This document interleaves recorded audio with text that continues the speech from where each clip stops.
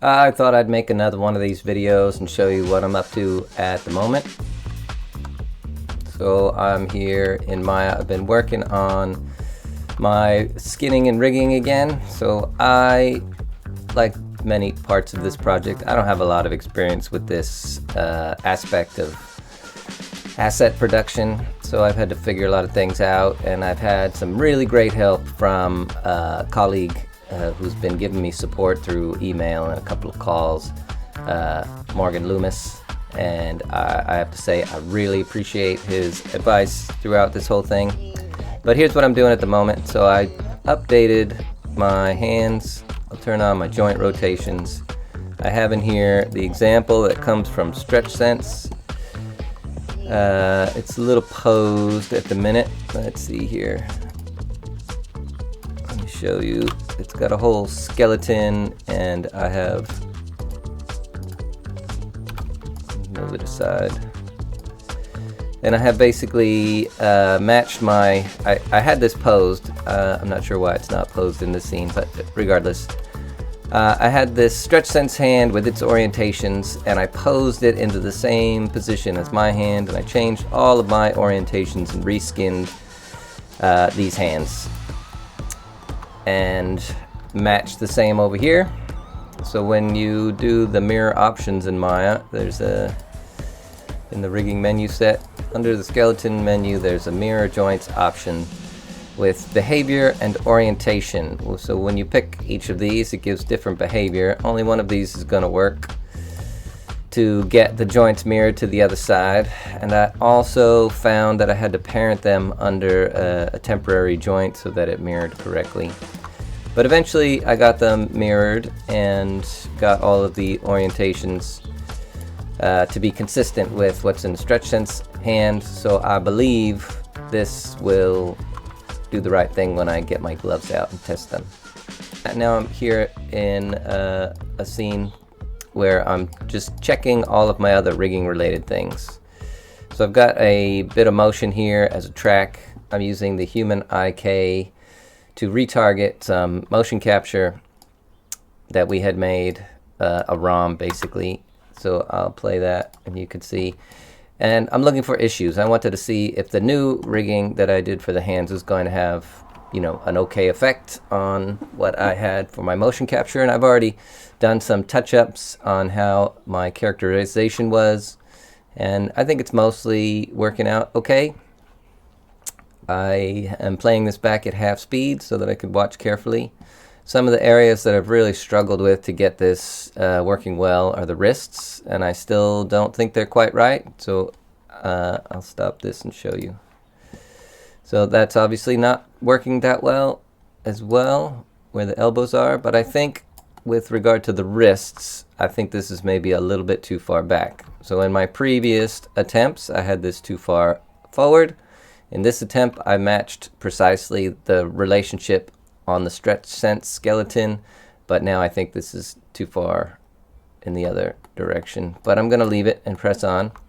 So this kind of twisting here, I've got these roll bones, and I've been working quite a lot with this human IK properties to try and understand the different settings here for interpolating those roll bones. Now in Motionbuilder, these are different. I mean, they're similar, but different. There's more options in Motionbuilder, it seems like.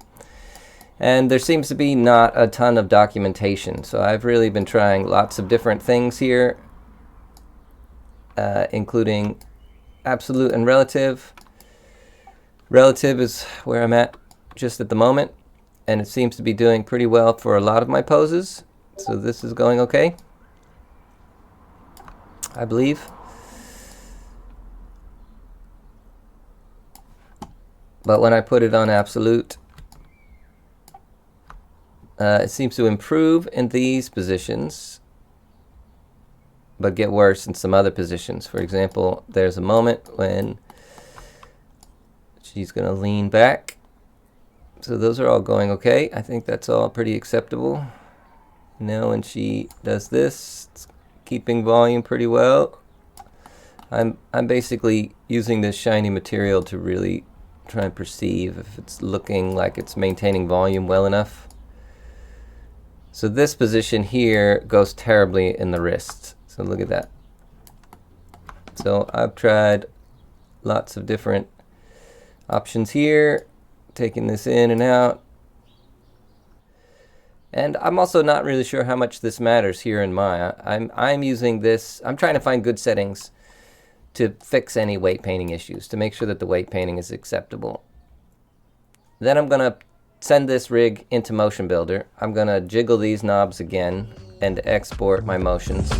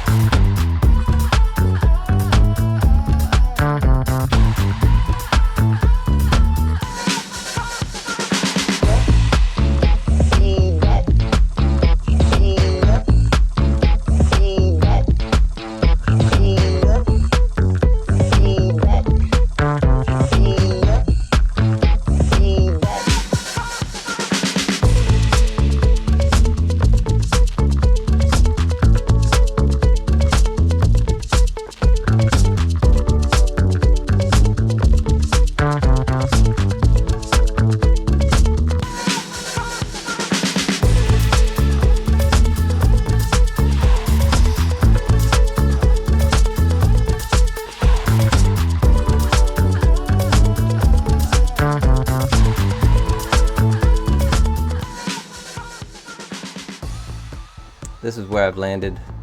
It's you know, the best of the compromises, I suppose.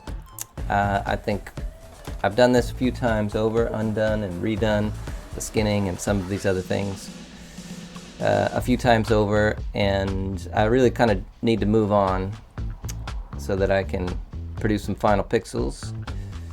Really, this is just where I'm at. Some bits are definitely okay, some bits not okay.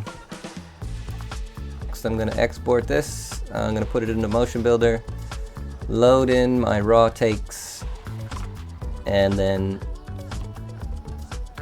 re-export my motions. So that's what I'm doing next, and we'll look at the results probably in Unreal Engine next. Until next time.